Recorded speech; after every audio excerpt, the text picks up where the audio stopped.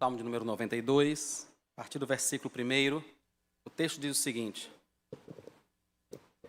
Bom é render graças ao Senhor e cantar louvores ao teu nome, ó Altíssimo. Anunciar de manhã a tua misericórdia e durante as noites a tua fidelidade, com instrumentos de 10 cordas, ao som da lira e com a solenidade da harpa. Pois me alegraste, Senhor, com os teus feitos, exultarei nas obras das tuas mãos. Como são grandes, Senhor, as tuas obras, os teus pensamentos, que profundos.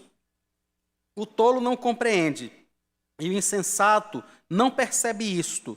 Ainda que os ímpios brotem como a erva, e floresçam todos os que praticam a iniquidade, serão destruídos para sempre. Mas tu, Senhor, és o Altíssimo eternamente. Eis que os teus inimigos, Senhor, eis que os teus inimigos perecerão. Serão dispersos todos os que praticam a iniquidade. Porém, tu exaltas o meu poder como o do boi selvagem. Derramas sobre mim o óleo fresco. Os meus olhos veem a derrota dos inimigos que me espreitam, e os meus ouvidos escutam os gritos dos malfeitores que contra mim se levantam.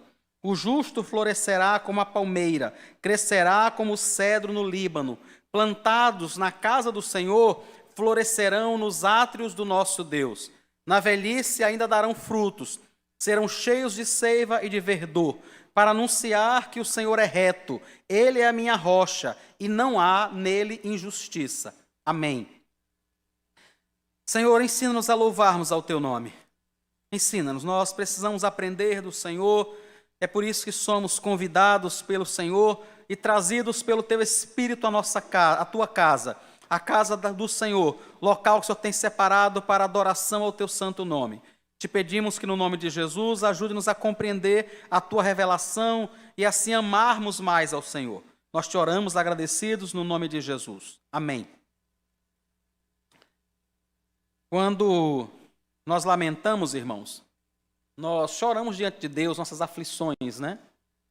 Um dos tipos de salmos que nós estamos estudando são os salmos de lamento. E, como nós já temos visto, o lamento é diferente da murmuração, é diferente da reclamação, né? Quando nós estamos reclamando, nós estamos chateados com algo que saiu do nosso controle, que está acontecendo fora da nossa vontade, que não deveria ser assim. E, normalmente, a reclamação, normalmente a murmuração, gera ira, gera raiva em nosso coração e gera aquele sentimento de autopiedade. Por que isso acontece comigo? Lamentar é diferente. Lamentar é se aproximar de Deus e chorar as tristezas que nos acontecem. Chorar a perda do emprego, chorar a doença que nos atingiu, chorar o filho que insiste em ser desobediente. Mas uma outra característica do lamento é que nós temos o coração sempre cheio de esperança. Quando nós lamentamos, irmãos, nós não estamos com o dedo apontando para o céu e dizendo assim, como é que o Senhor faz um negócio desse? O que nós estamos fazendo é de cabeça curvada, dizendo, Senhor, eu não entendo o seu agir. Não entendo. Isso tem me causado sofrimento. Isso tem me causado dor. Eu não entendo o seu agir. Mas no lamento, nosso coração se enche de confiança. O outro tipo de salmo que nós temos estudado é o salmo de adoração. E na adoração, irmãos, a gente é preenchido por um sentimento de reverência, por um sentimento de espanto, por um sentimento de temor que a gente não consegue explicar. Não é medo. Não é medo como a gente ter medo, por exemplo, de ser atropelado, ter medo de um bandido, ou ter medo de contrair uma determinada doença, ou de se machucar enquanto faz um trabalho. Não é nada disso. Na adoração, nós somos colocados diante de um ser que extrapola a nossa capacidade de entendimento.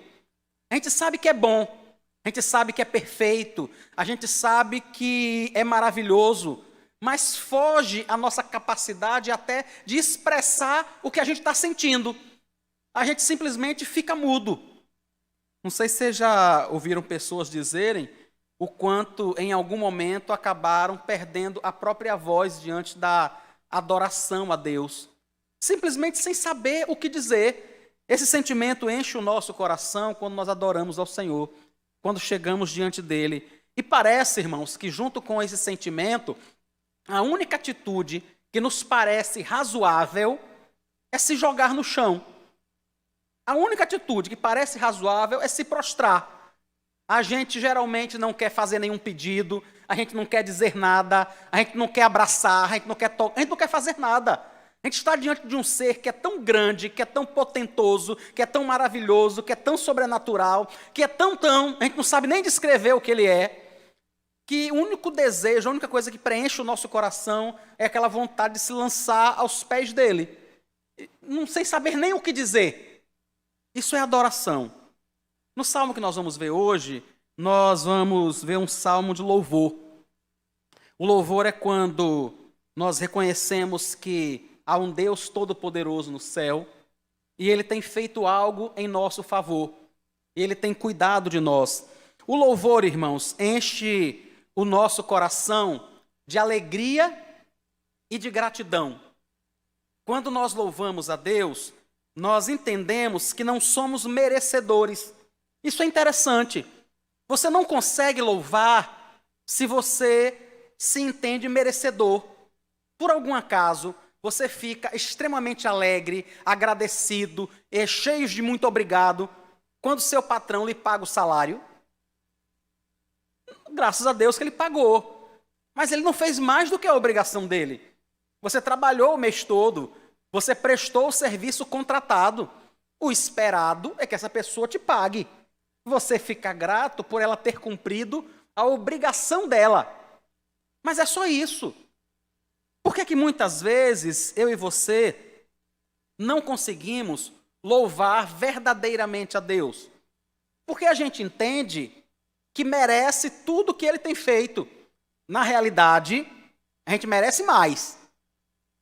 Na realidade, a gente pensa assim, eu merecia um pouquinho mais.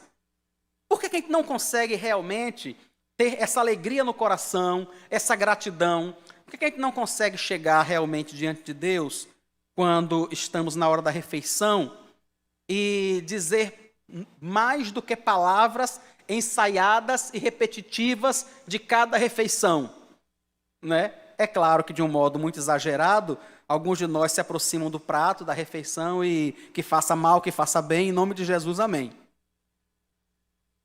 Vocês já ouviram, né, a gente orando assim? Eu sei que é brincadeira, eu sei que as pessoas estão brincando quando fazem isso, mas eu acho que expressa esse modo repetitivo. Na realidade, algumas vezes, isso caiu na religiosidade, né? Por que é que a gente ora antes de se alimentar? Porque os crentes fazem isso. Os crentes fazem, é normal que os crentes agradeçam a Deus pelo alimento, pela comida. Mas muitas vezes, irmãos, nós não nos sentimos verdadeiramente gratos. Às vezes a gente senta em um restaurante e oferecem um cardápio para a gente, e a gente vê aquele cardápio cheio de tanta comida boa, né? Com tanta coisa bem explicadinha, dizendo que tem isso, que tem aquilo outro, que veio de não sei onde, que foi preparado dessa e daquela forma. Quando você olha depois daqueles pontilhadinhos, tem um número que às vezes você faz assim, né? Não é? Você esbugalha os olhos assim, mas apesar disso, algumas vezes a gente pede, a gente diz, olha, está um pouquinho caro, mas me parece algo muito bom. E a gente pede, e aquele prato vem, às vezes muito bom, às vezes nem tanto. Mas, inúmeras vezes, irmãos, diante disso, a gente não consegue, sinceramente, agradecer ao Senhor o grandíssimo privilégio que nós temos de estar em um lugar daquele, provando aquele tipo de alimento, num país como o nosso. Os irmãos conseguem imaginar quantos milhões e milhões e milhões e milhões de pessoas sequer podem passar na porta desses restaurantes? Né? Quantos milhões de pessoas não podem? Alguns de nós, a gente entra, a gente senta, a gente olha o cardápio, a gente pede comida disso, suco daquilo, entrada daquilo outro. E muitas vezes, irmãos, a gente não consegue, sinceramente, agradecer a Deus por poder estar ali, por poder pagar por aquela comida, né?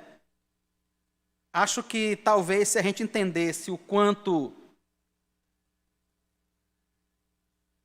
isso é fruto de misericórdia, talvez a gente conseguisse ser um pouco mais agradecido. Talvez a gente conseguisse louvar um pouco mais a Deus, se nós entendêssemos, irmãos, que não tem nada, exatamente nada, que nos faça diferente de uma pessoa que tem uma condição financeira muito ruim. Muito ruim.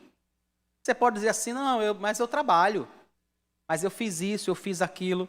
Quem é que você acha que lhe deu trabalho? Quem é que você acha que lhe deu oportunidade? Quem é que você acha que lhe deu a competência que você tem para fazer dinheiro? Não tem gente que é assim. A pessoa dá um espirro e consegue fazer dinheiro.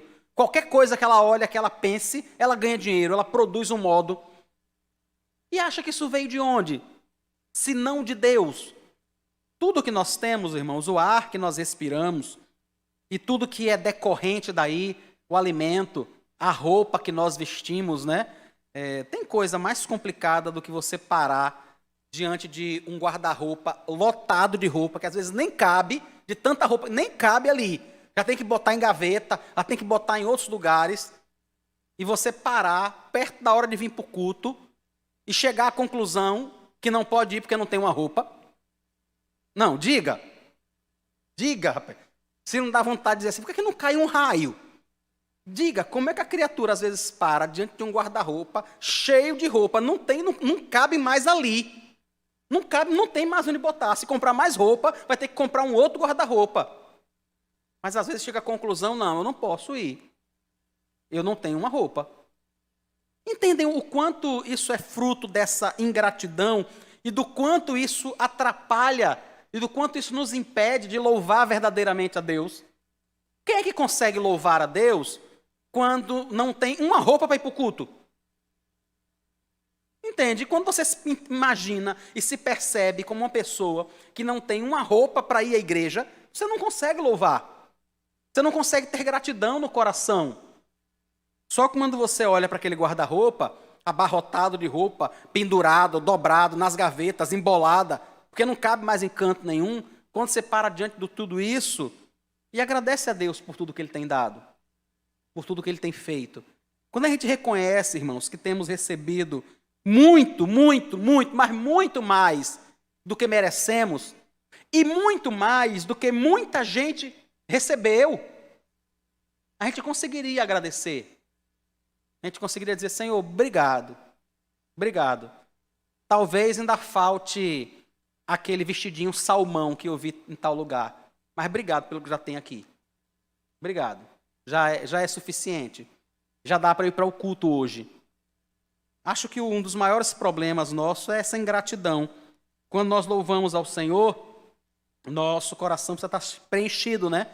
Dessa alegria, dessa gratidão, desse reconhecimento da sua glória, da sua majestade. E principalmente, irmãos, do reconhecimento de que alguém que nós ofendemos, uma pessoa e um ser que é completamente santo, e que nós pecamos contra ele, e que mesmo assim, ele age em nosso favor. Mesmo inúmeras vezes, a gente murmurando e reclamando do nosso emprego, ele não toma. Não sei se vocês já viram um irmão dizer para o outro assim, tomara que Deus te tome esse negócio, para você parar de ser mal agradecido. Mas ele não faz isso. Não é mesmo quando a gente reclama diante da bênção que Ele tem dado. Alguns de nós ficam tão insatisfeitos, né, com o emprego, com a casa, com a roupa, com a comida, com o que recebeu. Fica tão insatisfeito, mas mesmo assim, Deus, que graças a Deus é Deus, não é como eu e você, né? Ele não vai lá e diz, você não quer não? Então me dê aqui. Uma vez um moço que estava tomando conta do carro, eu fui dar R$2 a ele, e eu peguei os R$2 para dar, ele olhou para mim e fez, você só vai me dar isso? Eu disse, não, nem isso. Peguei e botei no bolso. E entrei no carro. É claro que Deus não é assim, graças a Deus, né? Graças a Deus que Ele não é assim. Por mais que a gente olhe para Ele algumas vezes e diga assim, você vai me dar só isso? Ele não dobra, bota no bolso e diz, não, nem isso. Ele não faz isso. Entenda, então só isso já é um motivo para nós louvarmos a Ele, para nós agradecermos a sua bondade, a sua graça, o seu suprimento, a sua misericórdia, o modo como Ele tem cuidado de nós, o modo como Ele tem nos ajudado. É isso que o salmista nos convida a fazer aqui no Salmo 92. Ele nos convida a louvar ao Senhor. Eu queria meditar um pouco com os irmãos nesse salmo. Ele começa nos dizendo, irmãos, versículo 1: bom é render graças, cantar louvores e anunciar a sua misericórdia e a sua fidelidade. Antes de qualquer coisa, irmãos, é bom fazer isso. Versículos 1 e 2, né?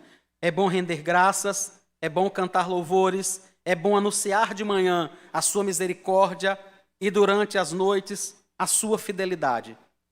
A pergunta que às vezes eu e você precisamos responder é bom para quem? Para quem que é bom, irmãos? Nós rendermos graças, cantarmos louvores e anunciarmos misericórdia e fidelidade. Para quem é bom? Isso não acrescenta em nada a Deus. Nós sempre comentamos isso aqui, né? Deus é o autossuficiente. Na realidade, Ele é o único. Há pessoas que se entendem autossuficientes, mas não são, irmãos. Só há um ser em todo o universo que é autossuficiente. Este ser é Deus. Só Deus é. E Ele é autossuficiente em tudo que eu e você pudermos imaginar. Ele não precisa que eu e você rendamos graças, cantemos louvores e anunciemos misericórdia e fidelidade. Ele não precisa. Isso não vai mudar em nada o seu ser. O ser dele não vai sofrer nenhum tipo de alteração se nós fizermos isso. Quando o texto diz que é bom a gente render graças e cantar louvores, é bom para nós. Isso é bom para mim e é bom para você. Você já experimentou reclamar e depois se sentir alegre? Não tem como. Imagine que você pegue qualquer coisa, um objeto na sua casa, uma relação que você tem com uma pessoa, qualquer coisa, e fique o tempo todo reclamando disso. Reclame o tempo todo da amizade que você tem com o fulano, do marido, da mulher, do comportamento do filho, do professor da escola, do comportamento do colega do trabalho. Reclame o tempo todo dessa pessoa. Você acha que em algum momento você vai conseguir usufruir algo de bom? Quanto mais, irmãos, a gente reclama e fala mal de algo, pior aquilo fica. Pior a gente se sente com relação àquilo. Quando o texto diz que é bom para mim e para você. Isso é que é bom, faz bem a mim e a você, agradecermos a Deus, louvarmos o seu nome e o bendizermos. Faz bem cantar louvores ao Senhor, irmãos. Nós podemos, inclusive, fazer isso, como diz o versículo 3, com instrumentos de 10 cordas, ao som da lira, né? E com a solenidade da harpa. Nós podemos fazer isso com instrumentos. E podemos fazer isso de muitas formas, mas é importante que seja feito. É importante entender, irmãos, que o louvor não é feito apenas através da música, como muitas pessoas reduzem o louvor apenas a cantar, né? A música. E não é. Quando nós elogiamos alguém, nós estamos louvando esta pessoa. É isso que nós estamos fazendo, né? Quando nós dizemos, olha, fulano, muito bem pelo que você fez, parabéns pelo que você fez nesse sentido, parabéns pelo seu desempenho. Isso é um tipo de louvor, e nós não estamos cantando. Nós podemos louvar a Deus desta forma, agradecendo ao Senhor, louvando ao nome dEle pela sua misericórdia, pela sua bondade, pela sua graça, nos esforçando, irmãos, para ver o Senhor agindo em tudo na nossa vida. Em tudo. Peça a Deus, sabe? Peça a Deus, Senhor, me ajude a ver a tua mão cuidadosa com a minha vida o tempo todo. Quando eu vinha andando de carro hoje à tarde, eu ia passando numa rua preferencial, né? E o moço que vinha numa outra rua secundária, rapaz, ele vinha chegando perto da esquina e ele não parava o carro, porque ele, enquanto vinha, ele estava tentando conversar com a pessoa que estava na calçada. Eu digo, Jesus Cristo. E aí ele vindo, eu comecei a reduzir, aí deu uma buzinadinha, aí ele se despertou, freou, né? E eu saí dali agradecendo a Deus. Jesus, obrigado que esse moço viu. Né? Obrigado, porque ele vê que quando eu tentei alertá-lo, ele poderia, talvez, sem querer, ter acelerado mais o carro. A gente precisa, irmãos, começar a ver o agir de Deus em todas as coisas, porque Ele está agindo. Não é porque isso é bom para a gente apenas.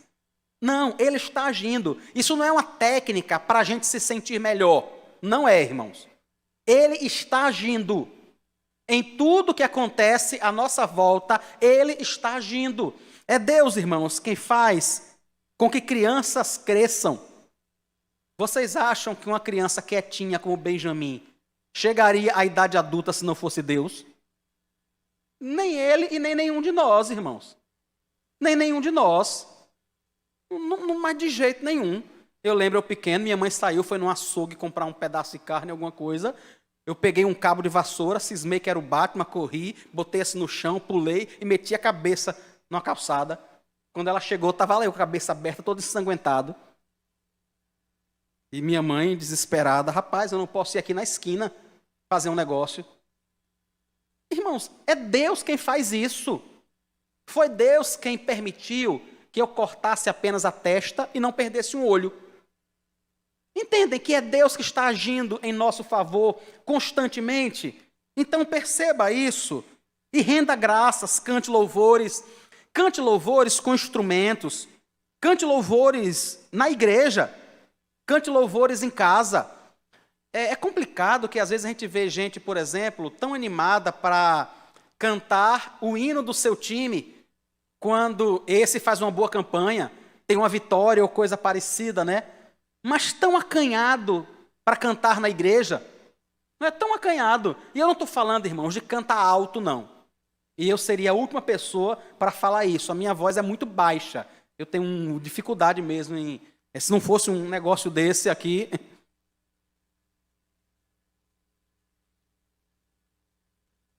Eu não estou falando de cantar alto. Eu estou falando de cantar. Eu estou falando de abrir a boca e cantar. Eu não estou dizendo que você tem que cantar para as pessoas ouvirem. Eu estou dizendo que louvar a Deus, um dos modos de fazer isso também é cantando. E nós temos um período separado no culto para esse tipo de coisa, para a gente abrir a nossa boca e cantar ao Senhor. E cantar o seu nome, celebrar o seu nome, como o salmista diz aqui, né? Com instrumentos de 10 cordas, ao som da lira, né? E com a solenidade da harpa. Por que então nós podemos fazer isso? Um dos motivos para nós cantarmos louvores, né? Para cantar louvores e anunciar a sua misericórdia. O versículo 4 nos diz: porque me alegraste, Senhor, com os teus feitos. O Senhor me alegrou com os seus feitos. Esse é um dos motivos para nós cantarmos louvores ao seu nome. Louvar é render gratidão, ações de graças diante dele, por causa do que ele fez. Quem foi que nos alegrou? O Senhor. Como ele fez isso? Com os seus feitos. A partir daquilo que ele tem feito em nossa vida, ele nos alegra. E por isso nós podemos e devemos cantar louvores. No período que nós vivemos, normalmente as pessoas são muito apegadas aos sentimentos, né? Nós vivemos em uma era onde os sentimentos determinam tudo, né? Se eu sinto vontade de ir à igreja, eu vou. Se eu não sinto, eu não vou. Algumas pessoas ainda dizem assim: eu não estou sentindo no coração. E esse sentindo no coração quer dizer assim: então se eu não estou sentindo no coração, tá certo eu não ir. É isso que a pessoa quer dizer, né? Então nós vivemos em uma era onde o sentimento é que impera. O texto diz para a gente, irmãos, que o que nos alegra não é o que nós sentimos, mas é aquilo que o Senhor fez. O louvor, com toda certeza, vai partir deste sentimento de gratidão, de alegria. Mas isso surge por algo que Ele fez. Nós precisamos, na realidade, meditar nas suas obras. É o que diz o versículo 5. Como são grandes, Senhor, as suas obras. Os teus pensamentos, que profundos! Se eu e os irmãos meditarmos naquilo que Deus tem feito, nós vamos ter motivos suficientes para louvar o seu nome, irmãos. Se nós trouxermos à memória o modo como Ele tem agido em nossa vida, como Ele tem nos protegido, como Ele tem guardado a nossa família, nossos filhos, nossos cônjuges, como Ele tem nos livrado do mal, nós vamos ter motivos para fazer isso. No versículo 5 ele diz que, assim, como são grandes, Senhor, as tuas obras, os teus pensamentos são simplesmente profundos. Ou seja, aquilo que o Senhor faz é grande, é maravilhoso, é perfeito. É difícil, às vezes, até de compreender o modo como Ele faz. Quem de nós nunca parou e ficou pensando assim, como é que Deus fez isso comigo, né? Como é que Deus foi tão bondoso? Eu sei o quanto não mereço. Eu conheço a mim mesmo. Mas eu sei o quanto Ele é misericordioso. O quanto Ele foi bondoso comigo. É meditar, irmãos, nessas ações de Deus a nosso favor, nos mínimos detalhes. Nos mínimos detalhes. O fato de você ter conseguido abastecer o carro um dia antes do combustível aumentar. Motivo de agradecer a Deus. Sabe, o fato de você ter ligado para alguém com quem você queria falar e aquela pessoa atendeu a ligação. Ou talvez ela te retornou depois. Motivo de agradecer a Deus. Porque é Deus que faz com que as coisas funcionem, que elas deem certo, que elas aconteçam. Paulo, quando escreve aos Romanos, capítulo 11, versículo 33 ao 36, ele exalta a grandeza do Senhor, a sua majestade e os seus feitos gloriosos, né? Romanos 11, 33. Ó profundidade da riqueza, tanto da sabedoria como do conhecimento de Deus. Quão inexplicáveis são os seus juízos, quão insondáveis são os seus caminhos. Pois quem conheceu a mente do Senhor? Ou quem foi seu conselheiro? Ou quem primeiro deu alguma coisa a Deus, para que isso lhe seja restituído? Porque dele, e por meio dele, e para ele são todas as coisas. A ele seja a glória para sempre. Amém. Deus tem operado de forma maravilhosa, irmãos. Maravilhosa. Não apenas na sua vida, mas na minha vida. Não apenas nas nossas vidas pessoais, particulares, mas Deus tem operado de forma maravilhosa também em um contexto macro.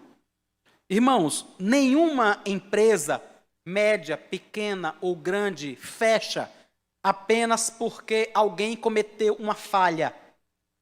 Nenhuma empresa fecha porque um produto que lançou tinha uma falha de projeto muito séria. Eu soube de uma empresa que fechou, uma empresa de construção que fechou por causa de uma falha no cálculo da venda de um imóvel. E isso foi suficiente para a empresa não conseguir permanecer de pé. Ela acabou fechando. As empresas fecham pelos mais variados motivos. E muitas vezes a gente diz assim, rapaz, que vacilo que o dono deu. Que vacilo que fulano de tal deu. Se tivesse pensado de outra forma, se tivesse ouvido outra área, talvez tivesse se dado muito bem. É verdade. Isso é aquilo que nós conseguimos ver. Isso é aquilo que a gente chama de causa secundária, né? Aquilo que está à nossa vista. Mas por trás de tudo isso, há a mão de Deus, irmãos. É Deus quem fecha empresas. E é Deus quem faz empresas crescerem. É Deus que faz empresas prosperarem.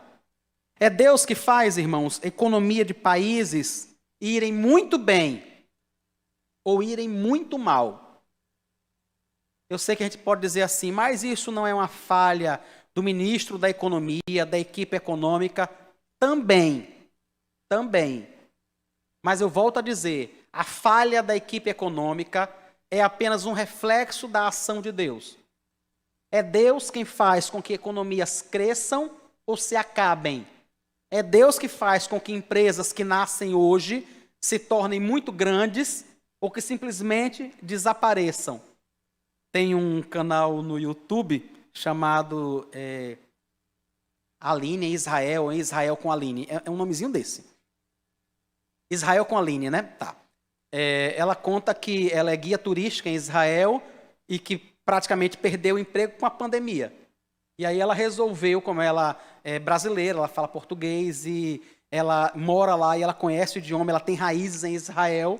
Ela resolveu criar um canal para ver se conseguia fazer alguma coisa e talvez ganhar algum dinheiro. 1 ano e pouco depois, ela tem quase 1 milhão de pessoas inscritas no canal.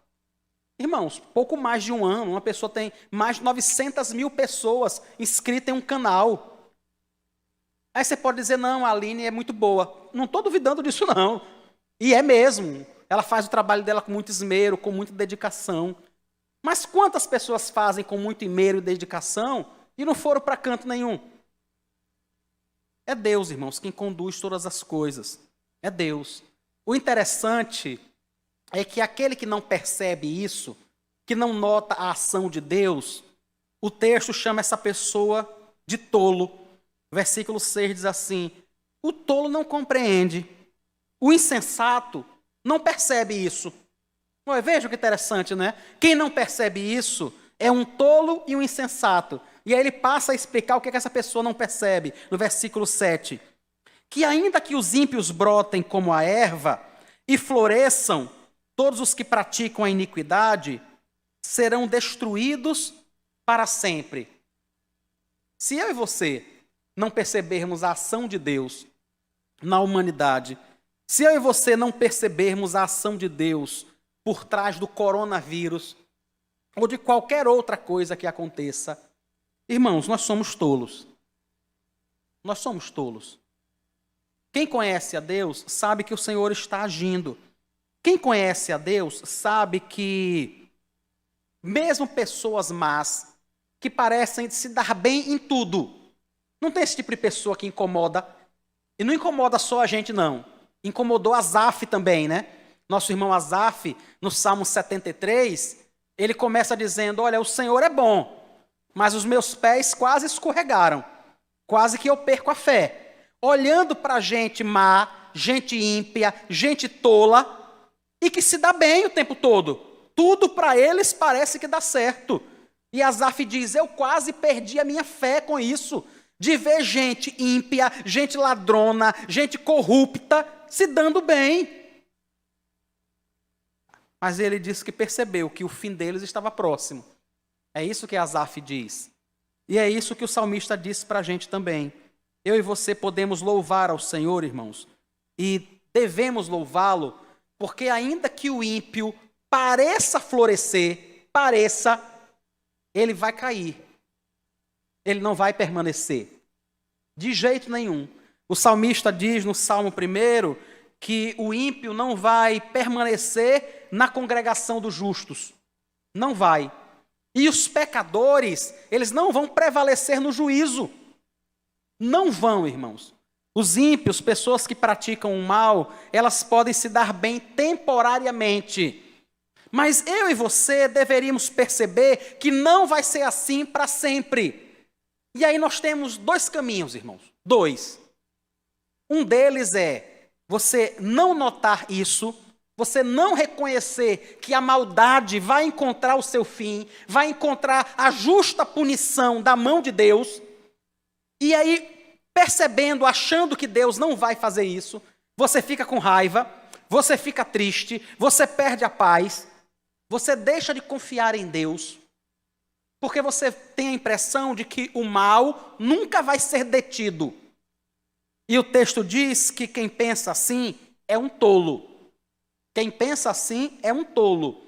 Quem olha para o ímpio que está se dando bem porque roubou, que está se dando bem porque mentiu, está se dando bem porque corrompeu. Não, ele corrompeu, ele roubou, ele mentiu, ele trapaceou.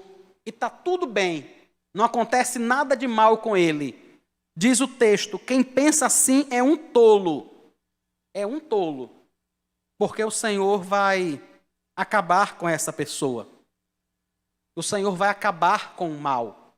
Ele não vai deixar que isso permaneça dessa forma.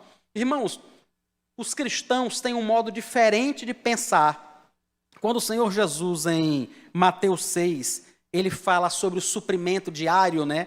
Ele fala sobre as nossas necessidades. Ele diz assim, capítulo 6, versículo 32 de Mateus: porque os gentios é que procuram todas estas coisas. O Pai de vocês que está no céu sabe que vocês precisam de todas elas. Ele está dizendo, olhe, é o ímpio, é o tolo, é o insensato que vive desesperado atrás do suprimento diário. Só ele. É ele que fica assim, é ele que pensa que vai morrer de fome.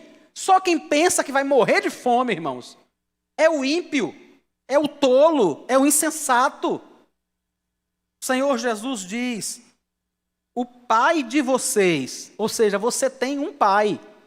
E vejam que esse pai está com letra maiúscula. Ele não está se referindo ao nosso pai humano. Você tem um pai que está nos céus. E ele sabe do que você precisa. Ele sabe.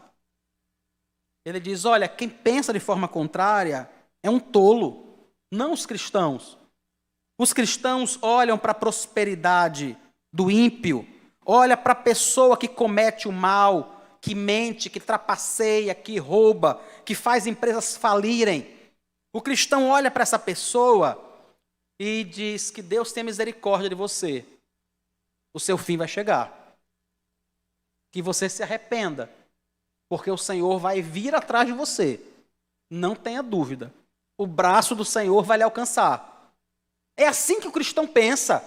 Ele não fica praguejando, ele não fica querendo fazer o que o ímpio está fazendo, já que ele rouba, já que ele mente, já que ele trai, já que ele corrompe, já que ele faz tudo de errado, ele trapaceia e se dá bem, eu vou fazer o mesmo.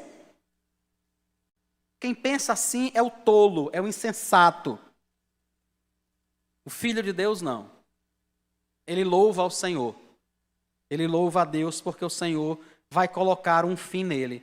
Ele louva a Deus, irmãos, porque ele sabe que Deus vai destruir e acabar com todos eles. Versículo 9 aí do Salmo 92.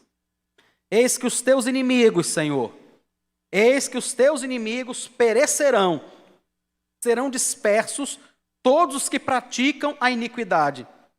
Os meus olhos veem a derrota, versículo 11. Os meus olhos veem a derrota dos inimigos que me espreitam.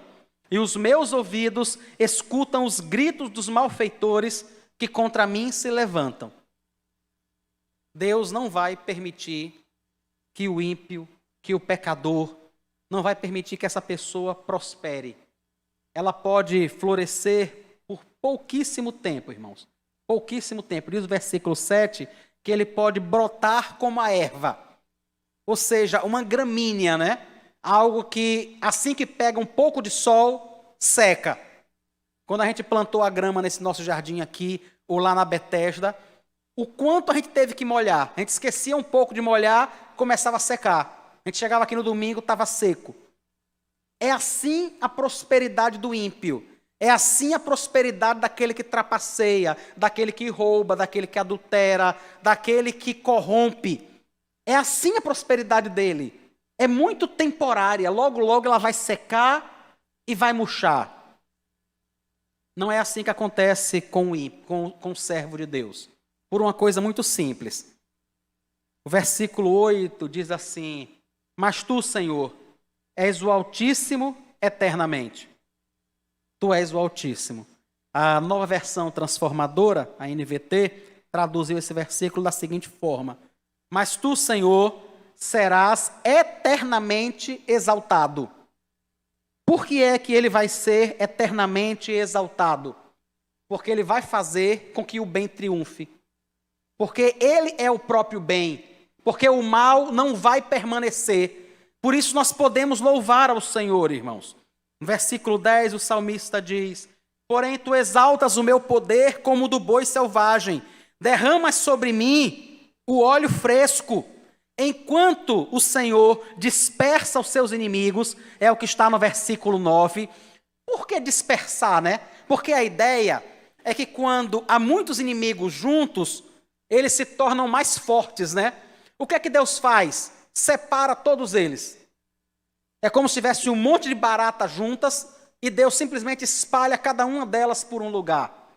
Enquanto isso vai acontecer com o ímpio, ele diz no versículo 10 que com aquele que teme a Deus, essa pessoa vai ter a sua força como a de um boi selvagem. Essa pessoa vai ter óleo fresco derramado sobre a sua cabeça.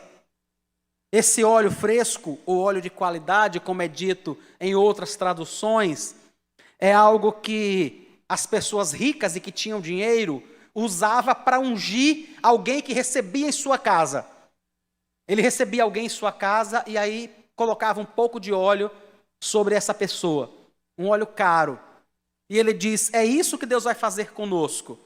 Ele vai exaltar a nossa força, e no dia que nós estivermos, que nós chegarmos na sua casa, ele vai nos ungir com óleo fresco. Ele completa no versículo 12. O justo florescerá como a palmeira, crescerá como o cedro no Líbano. Plantados na casa do Senhor, florescerão nos átrios do nosso Deus. Na velhice ainda darão frutos, serão cheios de seiva e de verdor, para anunciar que o Senhor é reto.